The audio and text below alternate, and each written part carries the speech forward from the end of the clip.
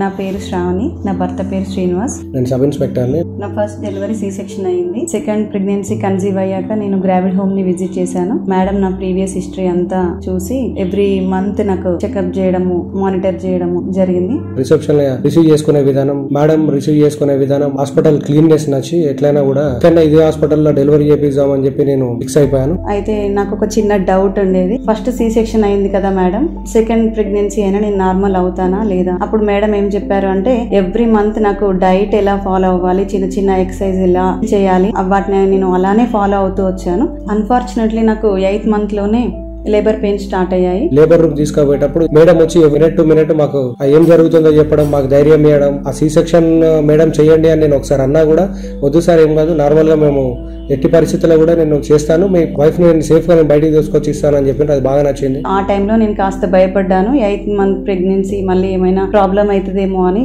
కొద్దిగా back step తీసుకుందాం అనుకున్నాను, సి సెక్షన్కి వెళ్దాం అనుకున్నాను. కానీ మేడం ఏమన్నారంటే అవసరం లేదు, నేను నార్మల్ చేస్తాను, నీకు సేఫ్ డెలివరీ ఇస్తాను అని మేడం నాకు హోప్ ఇచ్చారు. అక్కడ మేడం యోగా ట్రైనర్ ని కూడా పిలిచి నాకు చిన్న చిన్న ఎక్సర్సైజెస్ ఇచ్చారు.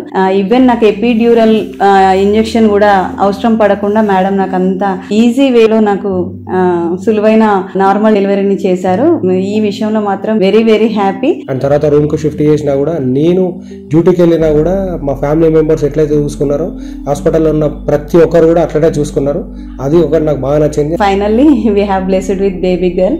Thankful to Gravid Home. మాకు బేబీ గర్ల్ ఇచ్చినందుకు కూడా I feel very happy. And మా సన్స్ కూడా చాలా హ్యాపీగా ఫీల్ అవుతారు ఈ హాస్పిటల్ మీద. And thank you lot. Gravid Home నీతోనే మీకోసం